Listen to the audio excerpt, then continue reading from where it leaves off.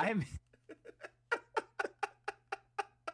Why did you have to do the soap dish 3, 2, 1? Now that's my brain. You can't start that funnel because my brain just goes down the path now.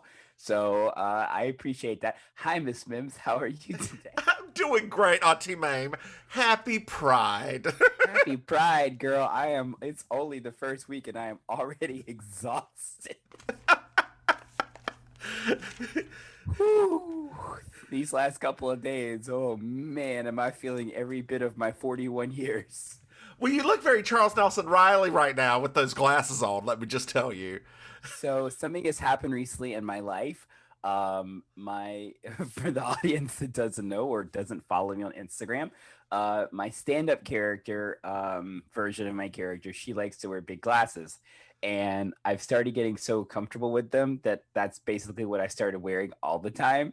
So the only difference between my actual real life persona and my drag persona is that the drag persona wears shades and the real persona wears actual glasses. So, So are these prescription? yes. Oh, wow. Yeah. So these are prescriptions. So my clients that I work with now are like, "Oh, you got glasses."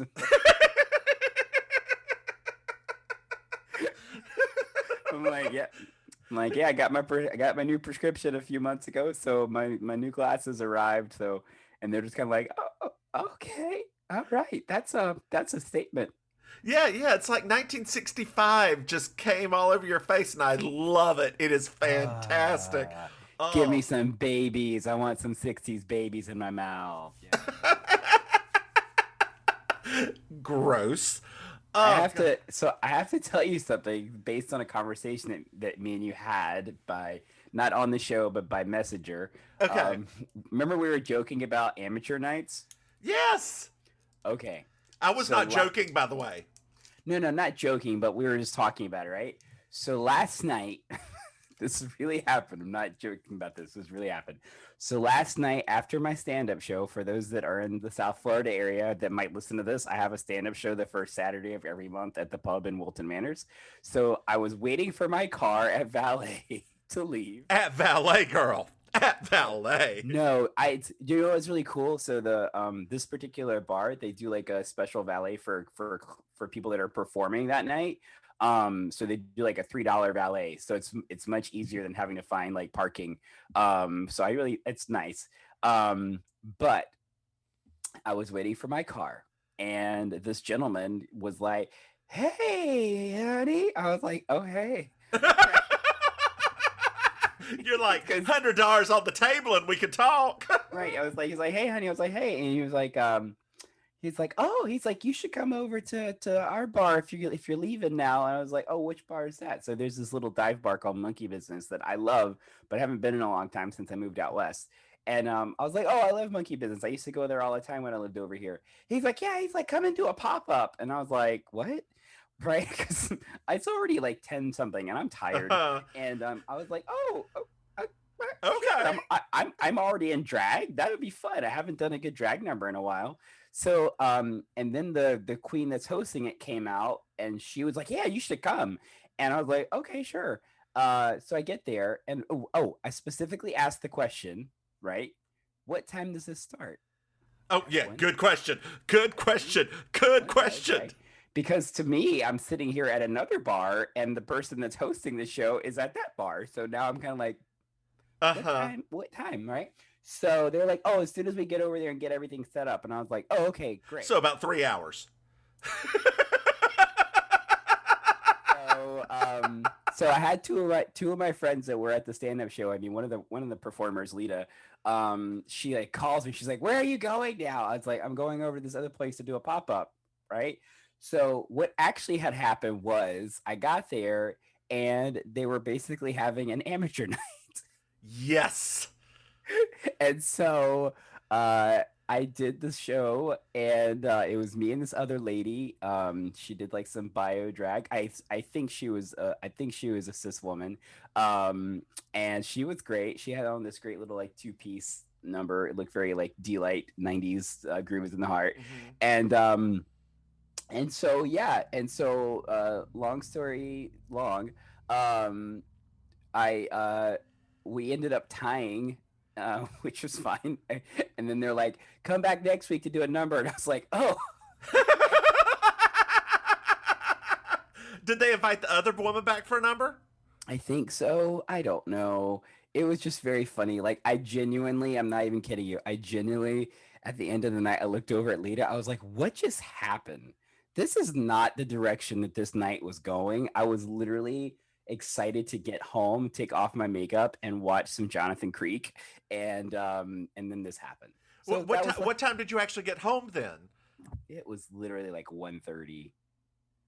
I was so tired. And at 1 o'clock, my husband texted me. He was like, are you okay? And I was like, oh yeah. I forgot to like let him know that this night had taken a extended U-turn. Girl, I just want to let you know you are not 25 to 32 anymore. This stuff. Who? Girl, who are you telling? I woke up this morning and I was like, why do my shoulders feel like they're in a vice grip? Why do my toes feel like they want to cry for mercy? Yeah, no, I know. It just was one of those things. It just I do have a question though. Were you wearing false titties the entire time too? Yeah. Oh no. Yeah. No. Oh girl, that's a lot of weight. And the second day in a row, because I did it yesterday. I did it on Friday as well for that show. Well, now, but although maybe you can now work out an every other week thing where you're doing this amateur stuff one week and amateur, whatever, they called you back, you're no longer an amateur. I mean, it's fine. Did you make tips? No, I did make tips, and I won $50. Yeah, so I got tips too. So I was really happy. I mean, it was, you know what though, and I'll be very honest, like it was actually really great because that was the first bar that I went to when I first moved here, because it was kind of like it wasn't on the drive, and I was like, oh, let me go to this one. Like it seems like a nicer place. The drag queens look nicer on their flyers. I was like, let me go to this one. And so like that was technically the first bar I went to when I first moved here. So I was like, now let's clarify nicer. Do you mean prettier or just sweeter? No, like they had like when I first moved here, they did a Friday night drag show, and they all of their performers were very like old school, right? Like old school drag. It wasn't, like lots of sequins, lots of big hair, the whole, like that. It wasn't just like I'm a supermodel, I'm a serious bitch. I'm going to Vogue and death drop the house down. It was just like, hey, come have fun. We're silly. That was how it looked on the flyer. So I was like, I'll go there because that seems more my speed. Well, now you just need to work it out to where you start a camp night there. Uh-huh. As you take a sip of your beverage. You know what I would really like to do? And I was actually, as I was sitting in this place, it made me feel so much like I was at Flex, and I was like, I should just bring Trailer Park Prize Night to this bar. You should. I literally was like, because I'm like looking around, and I was like, if any bar in this area, this is the bar for that. Like, yeah. It just screamed Trailer Park Prize Night. I was like, oh my gosh, we can make this into a thing. So there's a trick to Trailer Park Prize Night. You have to have somebody who's an announcer. Like, because it doesn't just work as the drag queen. You have to have an announcer. It's a two-person, yeah. Yeah, and it has to be somebody that is just mean. Oh, I already had a person in mind when I thought about this. I was like, because we have a one of my drag kids, Poppy. He lives in Broward now too, and I immediately was like, oh, Poppy would be perfect at this. Wait, is he a drag queen? He's not a drag queen. He's more of a gender fluid performer. Okay. Yeah. Okay. So he's not. Yeah. So most of my kids down here, they're more along the gender fluid line than like full on drag queens. The only one that really went full drag queen was Santiago, and back when he still did drag was a Mixed Direction. So wait. You said children down here. Do you have children elsewhere? Oh no, I just mean here. You're like, my local ones, No, they've all done no. this. My ones in Poughkeepsie are this. Not yet. My ones in Branson are just living their life.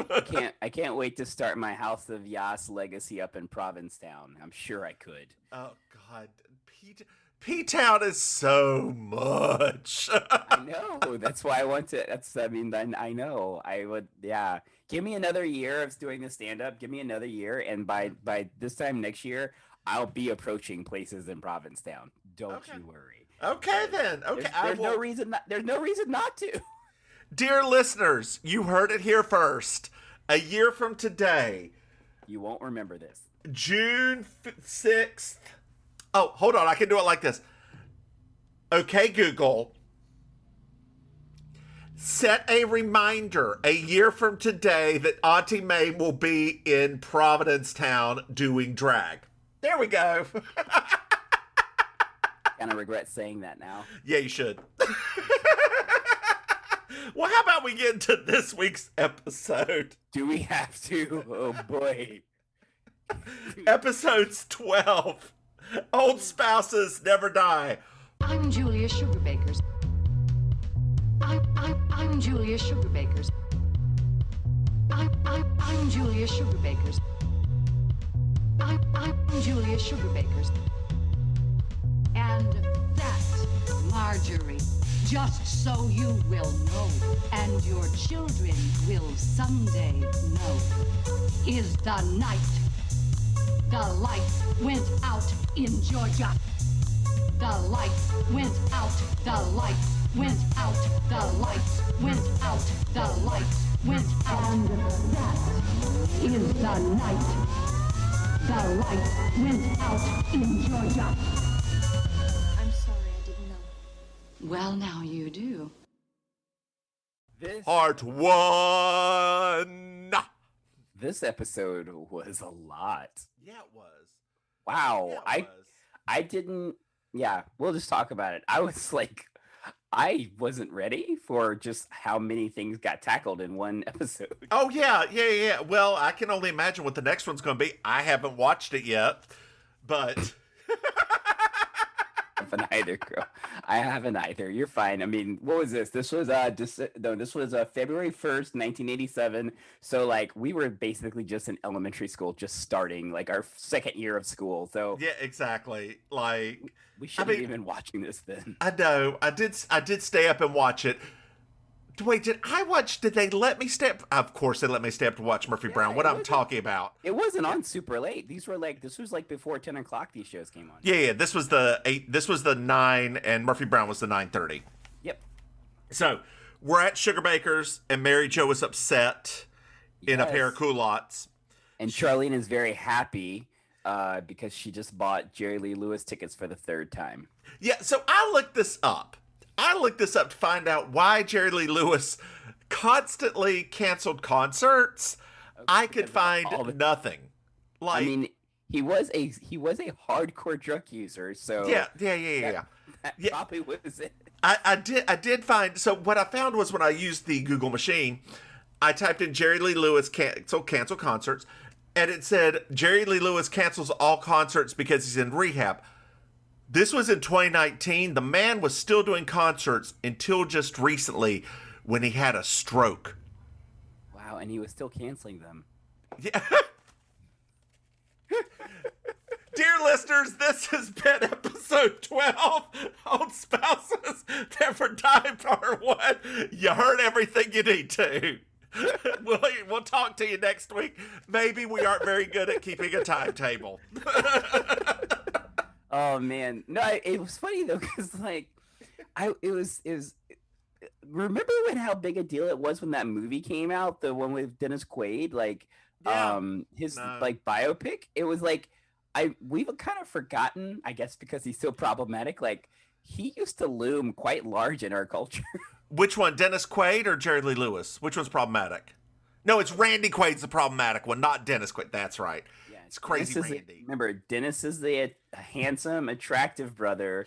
Randy is the crazy, crazy brother. The one who kills himself in Independence Day, yeah, and briefly was on SNL as a cast member for one season. God, was that during the 80s when they just like threw people up there? Like when Julia Louis-Dreyfus was, oh my God, that was such a. So for those, let's take a little aside before we haven't really started with. Dear listeners. Oh God, what was it? Julia Louis-Dreyfus had one of my favorite characters on SNL ever. Her name was April May June, and she was a televangelist, and it is fantastic. A racist televangelist. I highly suggest the stuff's on YouTube. Google April May June Julia Louis-Dreyfus and tell me it isn't funny. Okay. Well, also, I'll just say one more side note. Sherry, because are you going to say Sherry O'Terry's fantastic? Not Sherry O'Terry. What's her name? Victoria Jackson. No, that's not it. I was going to tell our audience, since hopefully you're watching this legally through Hulu, you should be able to watch some old SNLs. I highly recommend you take some drugs and watch the 1983-84 seasons of Saturday Night Live so you can watch some of the weirdest stuff you'll ever see in your life. Yeah. That show, as great as SNL is and as historic as it is, there's about 2 years in the 80s where everyone must have been doing cocaine. Yes. Everybody must have. Everybody. Even Lorne. Yeah, and they made some of the weirdest stuff that it wasn't good. No, it was just weird. Just like weird. Yeah, it was a time when it was like after Jane Curtin and Chevy Chase and all of them left. Yeah, and Gilda Radner and then the new kids came. Yeah, and it was like 80s New York gritty kids, and they had a very different kind of sense of humor. They had that drag queen that played Nancy Reagan. Remember? Oh my God. No, I don't, but now I do. Jesus Christ. Yeah, like it was and he played her amazingly. You're like, oh my Lord. All right. So Ted is spoiling the kids. Maryjo is upset. Ted is spoiling the kids. And we learn that she makes them eat grapefruit while Ted is giving them fries. And I agree with Charlene that why do you give them grapefruit? Grapefruit's disgusting. I liked grapefruit when I was a kid. Is that weird? Did you put a shit ton of sugar on it? No, I just liked it. Do you like it now? Yeah. So I think I was one of those kids when my palate was weird because I also like sucking on lemons when I was a kid as well. So I think I just had like a weird palate back then. But you have always been a sour bitch, ain't you?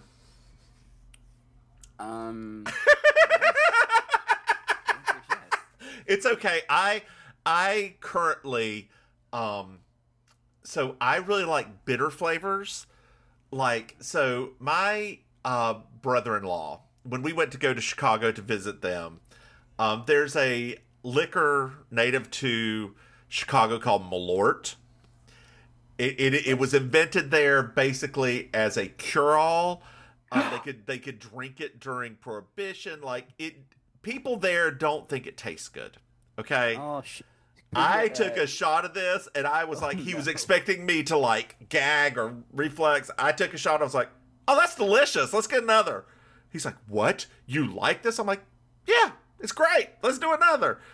Yeah, there's a drink. It is called oh gosh, I have to look it up. But basically it's made with Angostura bitters and an egg white. That's it. It's like 2 shots of Angostura bitters. It is delicious. Like a Tahitian sour, I think is what it's called.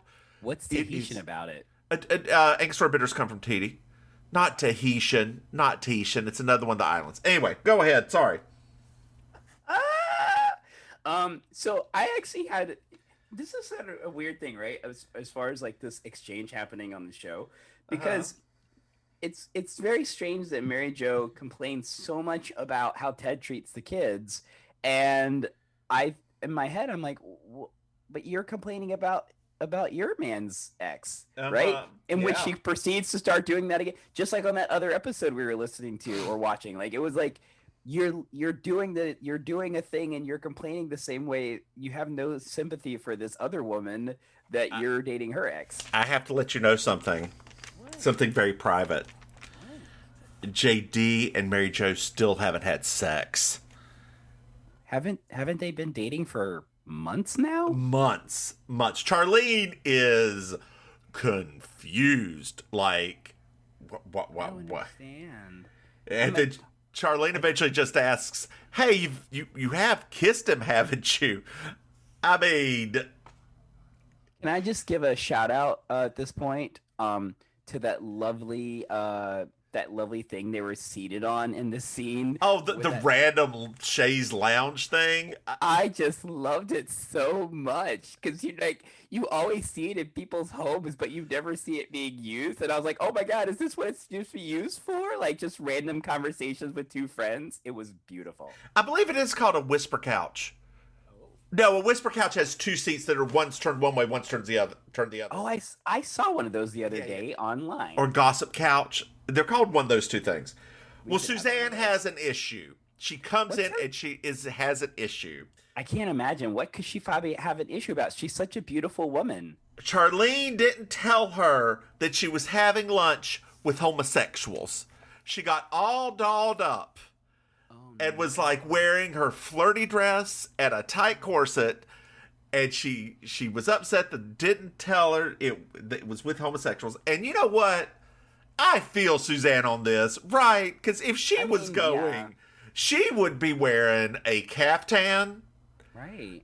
And like have her hair probably a little more relaxed because Yeah, she's just she'd going be to go kiki with the girls. Yeah, she'd be wearing drinking clothes. I mean, Exactly. She wouldn't be wearing business clothes. Exactly. But you know what, though? I have to say, it's not my Miss Georgia world, but that is a beautiful outfit she has on in that scene. It is. It's lovely. very pink.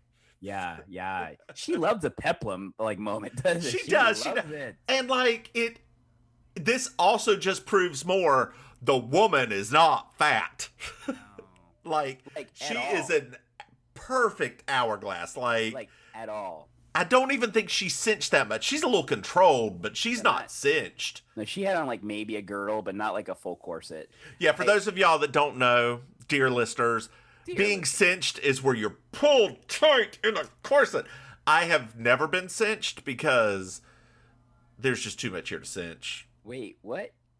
I've never been. No. Ever? No. No. No. No. Have you? I'm cinched all the time. You are? I have corsets and I wear corsets with like almost everything except for my stand-up outfits. Nah, girl. Camp's easier than that. Did you? I know, but we do you tuck? The only time I tuck is when I'm wearing like a high crotch kind of like thing, like a high crotch moment. I never really tucked. I did like 2 pairs of underwear sometimes just to like not to like and adjusted a few things to make it look a little bit but Dear you know listeners, so what you're hearing right now is Miss Mims and Auntie Maim discovering that they are in fact 2 very different types of drag queens. yeah, and sometimes it was like a jock strap with a pair of tight underwear over it, so it would like, you know, cinch and control. It still gave you that little the look, y'all. I used to wear big flowing dresses, and you wouldn't be able to see anything anyway. I could go out there free balling, nobody would even know. Am I lying? You're not lying. There's just so much right now. If any of you have ever seen what Dame Edna looks like, that is sort of by drag aesthetic. Big flowing caftans and black dresses. That is it. Julia comes in and she hates department stores. I hate department stores. Don't you hate department stores? No, I love Belk. Still? I love Belk. Well, not anymore, but I did in the 80s. Didn't you love going into Belk where they had the little Godiva, then you go look at your crystal. They had the random little things in the middle of the aisle, and it's all smelled like cinnamon. So I wasn't sure because when she was talking about what she was talking about there, I actually thought about that. I was like, I don't remember Belk being like that in the 80s. Like Yeah. it was all uppity white women that were like they thought they were better than you, even though they were working at Belk. Yeah. And and so I was just like, And the gay man. And the gay, always that one gay, and at the perfume counter for some reason, and so I was a little confused, and then I thought, because I don't know that much about Georgia, right? Maybe they kind of had some regional stores that got taken over, because down here, there was a giant one here called Burdines, and apparently, like it has. I mean, I've been here for a decade now, and people still bring up Burdines and how great it used to be before Macy's bought it out and and I'm like, how long ago did that happen now? Well, so Belk used to be where we lived near Charlotte. We had real Belks, okay?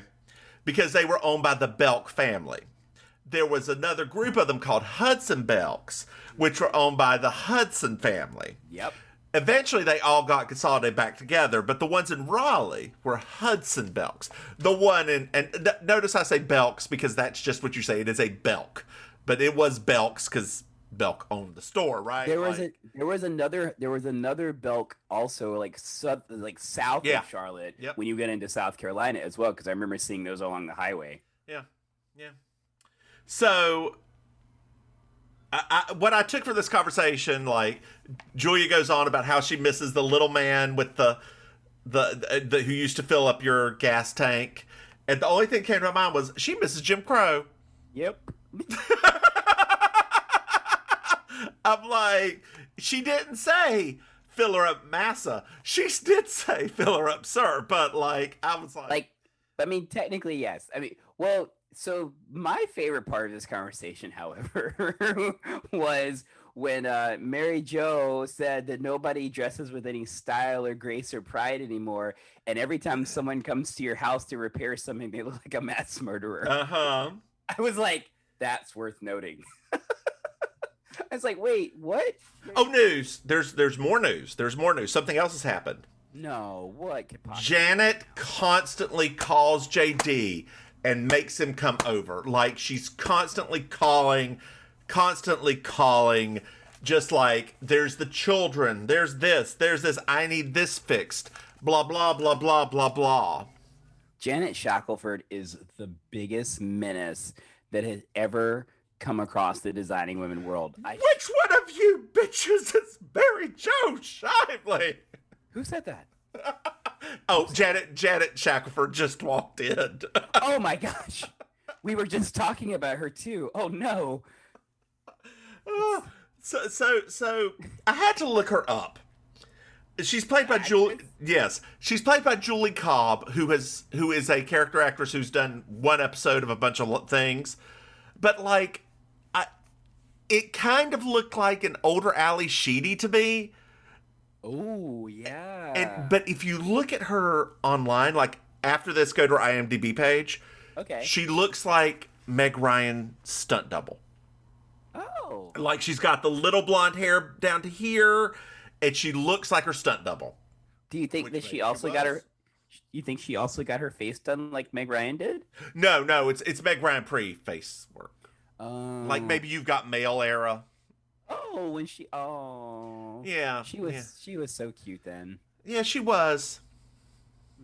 Mm-hmm. Uh-huh. Yeah. So I really actually enjoyed this because this was I actually wrote down I wrote down in giant letters best rant of the season because yes my goodness, she laid it. I mean, I will say, right? Mm-hmm. She came in guns a-blazing and she left it all on that dance floor, and I thought it was magnificent. Oh, evacuate the dance floor. Oh. What was that, Cascada, right? Yeah, it's Cascada. It's Cascada. No more than 5 words. Because because that's when you got to start paying that money. And I don't think counts as. I hope not. Because we're in trouble because we had one extra one that we shouldn't have. So Janet doesn't think they're exes, and also would like to remind Maryjo that JD called her just average. I would like to point out Janet leaves. Suzanne says, well, I guess you told her. And then it cuts to commercial. This is the best cut to commercial we have had the entire season. It actually is a really amazing cut to commercial. This has been, I mean, the whole season's been terrible with those cut to commercials. I would say, what was it? It was the first cut to commercial actually wasn't great, right? Which was when she said, have you guys had a kiss? And then they cut to commercial. And then when they came back, it was, you could tell they specifically didn't actually stop the scene. They just cut to commercial because it was, I was like, oh my gosh, you guys, come on now. Yeah. Like, do better. So we're now at Maryjo's. Yes. And JD and Maryjo are having conversation. Mm-hmm. Like she's a crazy woman. She's crazy. You don't know the real her. What was it? You think that she's this helpless woman and she could have taken Poland with... I was like, wow. It's like the references that you folks use in this show. Oh, God. They really needed more writers, didn't they? What is it? He said it was she was taking like a, what kind of class was it again? Assertiveness, right? And that's when Maryjo says, "Oh, great, your wife's enrolled in Rambo school." And I was like, another '80s reference. I was like, oh boy. And we do have some clarification. Oh, what? He said she was mighty fine, not just average. Oh, okay. Well, that actually makes more sense. Like in straight guy speak back in the '80s, mighty fine was considered high praise indeed, actually. I mean, yes. Oh, I mean, it's not too bad. I mean, there you go. That's the one. So then they start to like make out. Oh yeah. Yeah. But Ted will be here soon with the kids. Oh, I could just feel the deflation happening, right? Couldn't you? I was like, oh. Yeah. JD really wants to have sex with her. It is like. But it's only been 4 months. 4 years. I was like, I don't know on whose side I'm on right here.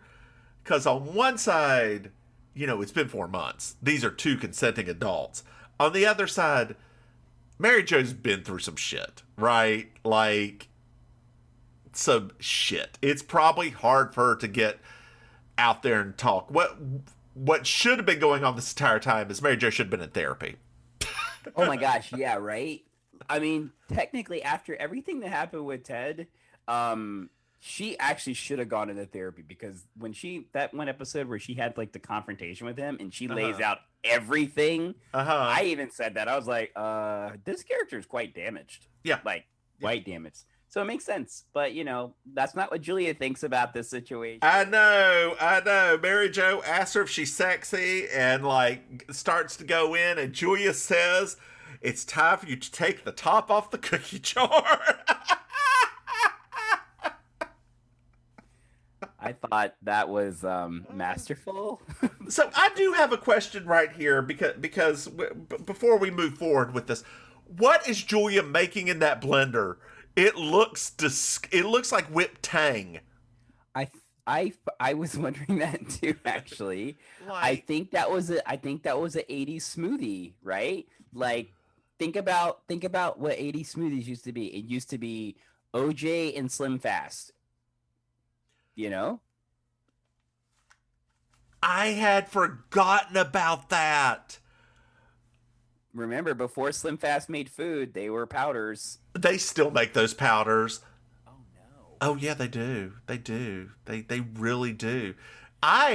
There for a hot second, I did Slim Fast. Did you? I did 2 shakes during the day and then sensible dinner at night. I tried multiple different Still flavors. remember. We still remember it. So I can't believe we remember that so vividly. What even says it on the side of the thing? I know, but I've never done Slim Fast, but the fact that their commercial left that much of an impression on me that you said the wrong thing, and I was like, no, it's a sensible meal. So, I mean, with the slight correction, my sensible meal was like 3 junior bacon cheeseburgers, whatever. Because those little shakes only have like 200 calories a pop in them. I know. But it was what was I tried multiple flavors and there was only one good one. It was like not the chocolate, but like the silky royal chocolate or something, because it had a little real vanilla, none of the fake vanilla. It was, oh, they were horrible. Just a little aside, how do you feel about Silky Nutmeg Ganache being able to be back on screen? That's what I thought. All right, so I mean, more power to her, I guess. I don't understand. I feel like this season, I feel like they specifically cast it with a lot of problematic people on purpose. I mean, at least she lucked out and Widow Von Du's not on there. That's true. Right? Dear listeners, Widow Von Du beat the hell out of her husband or boyfriend, whatever. Allegedly. And allegedly, she was defending herself. That's what allegedly. But she didn't really have anything going on. It looked like she was injured at all. So, you know, it's sad. But this is where we have to like be super vigilant. If you see something, say something. Wait, no, you did that. What? No, this is not New York in the 80s. What? Oh, wait. That's two completely different things. If you know of somebody being abused, please call the hotline or try to help them yourself. But don't. Isn't that the same thing as see something, say something? Kind of, yeah. But see something, say something's more like you see a black person standing on the street, you call a cop. Oh, that was Reagan era time. That's right. Yeah. That's right. I forgot. Well, more all the way up to Rudy Giuliani, right? Like it was. Good times. Good times. Yeah, it was. Let's. Speaking of Reagan era Rudy Giuliani times, let's get back to this episode. Charlene wonders what other people are like in bed. Like she was wondering if the Queen and Prince Philip, like. He just runs up to her, tickles her, to which Julia says, no, I don't think he can make it past that purse. Yes. I think that it's very appropriate. I mean, I guess do you ever think about that? Like ever like just like that pops in your head? Oh, all the time. Oh, I don't. All the time. When she said that, I was kind of like, what? Yeah, all the time. All the time.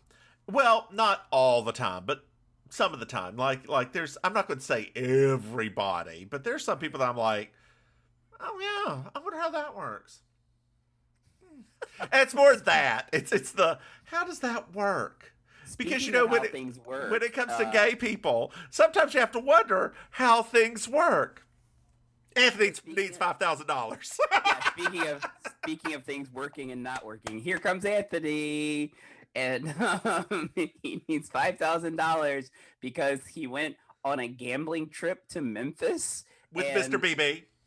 Well, he didn't go with Mr. BB. He went with his friends, and then this lady hit Juanita, who turned out to be Mr. BB's girlfriend, and Mr. BB was insulted. So then Anthony has to now take $5,000 to a poker game with Mr. BB. Otherwise, Mr. BB's gonna dismantle his whole body, which was a lot. They love like long story. What kind of 80s pimp is Mr. BB? Literally. Well, they said he's the slacks king. What is slacks? Like the pants. Oh. I guess he's like, he owns like a pants store. Are you sure this isn't like some sort of gambling thing? The slacks king? I mean, I've never heard of a gambling term using the word slacks. Slots I've heard of, but not slacks. They say the slacks king. Yeah, okay. Apparently so. I didn't. Okay. So, where was Can I just say- Anthony just asked. Okay, go ahead. Sorry, Mr. BB's apparently real dumb too. Yeah, like Mr. B is super dumb. Without giving away the next part of the show, can I just say what a strange thing to be doing before we're gonna jump into the next part of the show? Well, so far this show. Let's recap real quick. Gosh. Anthony. I mean, sorry. Let's go farther back. Maryjo and JD are having issues. Yep. Janet wants Maryjo dead. Yep. Anthony needs $5,000. Oh, Maryjo and JD have not yet had sex. Yep. Anthony needs $5,000. Julia hates department stores. Julia hates department stores. And now Charlene thought she has cancer, but she doesn't. Yay! Oh my God, bless her. That's amazing. How did she find out? Did she have a pap smear? No, that doesn't check for that either. Oh wait, what's the one? A mammogram. Man, that's the one. Like, do you remember in Naked Gun? It's pap smear. You can tell I get my two lady procedures mixed up sometimes. I apologize to our lady listeners. Okay. No, Dr. Mitchell found a lump in her breast. Okay. It was like, it's nothing. You don't need to worry about it. She's got a family history of cancer too, but she doesn't need to worry about it. You know what? I'm so glad that Dr. Mitchell is reassuring her because, good gracious, we don't want her worrying for nothing. Dear listeners, I'm putting down my piece of paper. So you know it's serious. If you have, please get your regular checks for cancer. If you have a history of cancer, including colon cancer, please, please, please get checked. I have a couple of friends whose families have histories of colon cancer, and they were able to get checked at a young age and get the polyps taken off. They were not necessarily cancerous polyps, but they were precancers. So you've got to like breast cancer, colon cancer, esophageal cancer. These are not things you screw around with, y'all. Like, just serious note, back to this mess. The more you know. That's NBC, dear. So...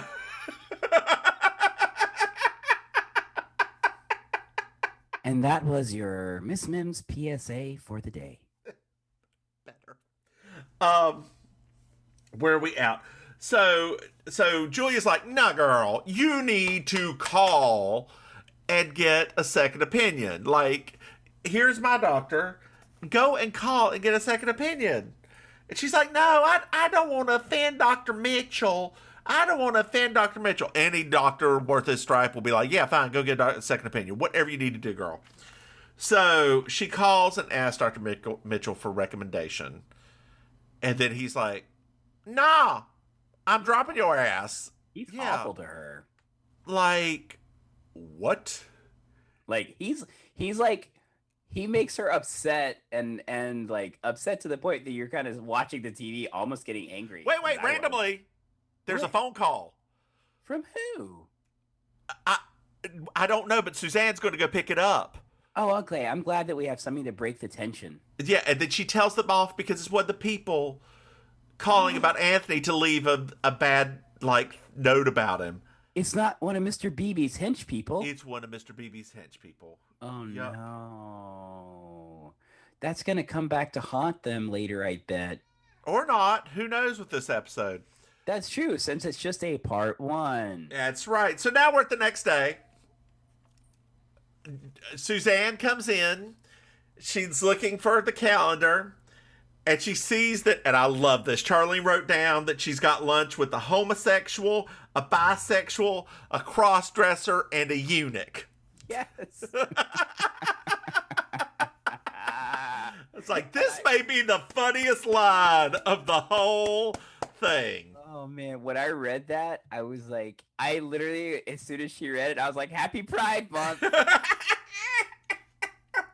you go. Oh, no. Charlene has cancer.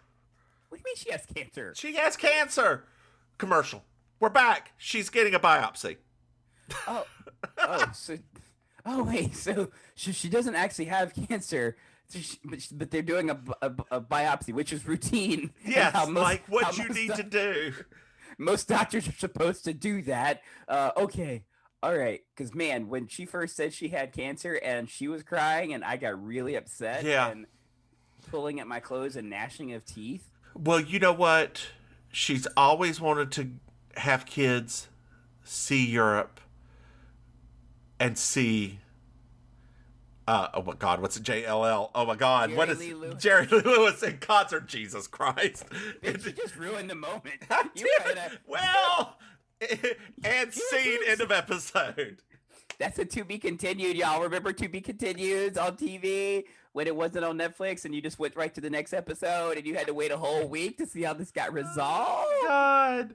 So yeah, so that happened. Did you have a Miss Georgia World, Auntie? Oh, I did actually this time. So I Well, you have one every time, so I'm sure you did. Go on. It's a shtick. We do this every time. well, the first time I didn't, you got so upset with me. I was like, okay, I'll make sure to have one. I That's thought right, you will. That's right, you will. Hey, Ma. Our dear listeners need this, and my cat is very hungry. You probably hear him yelling in the background. Go on. My Miss Georgia World this week is Julia Sugarbaker in that purple goddess number, including the purple leather gloves that she was wearing when she came back from the department store. Yes, mine too. Like when she's got the camel trench on over it, and then she just like whips it off. Oh yeah. She has the silk blouse and the belt that's like ties it all together. I was like, you are the 80s personified right now. Yeah, it is so fantastic. So I've got a very important question for you. Yes. Did you like this episode?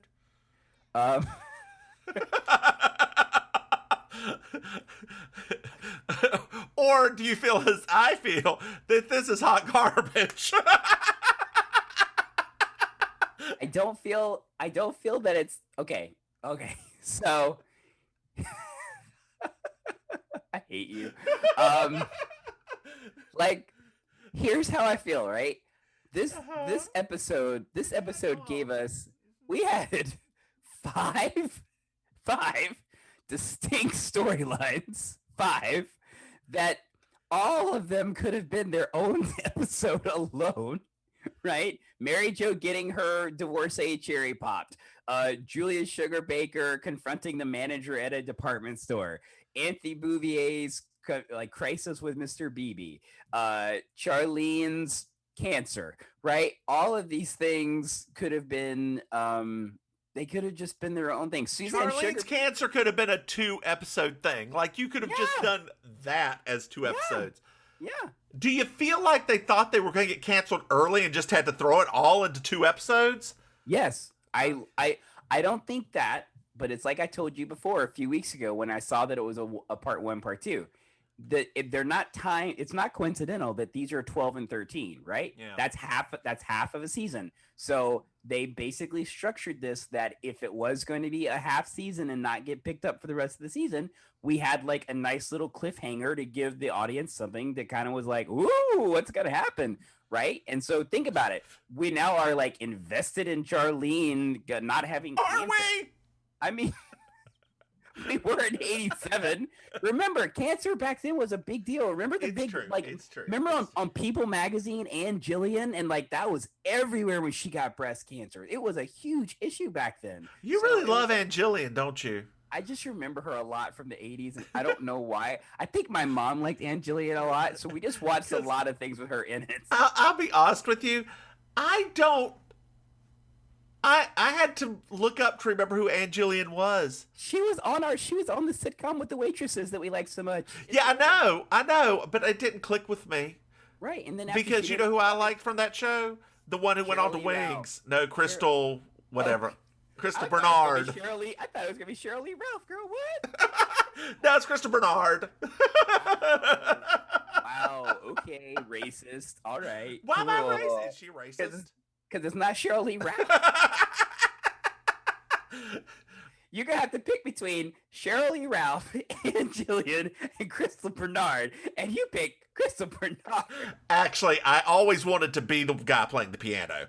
I I always, well, technically, so I can't say anything either. I always wanted to be the hostess, personally. The older lady, that was always my. Well, spirit girl, so animal. between you hosting and me playing the piano, I can't play the piano. But He couldn't either. They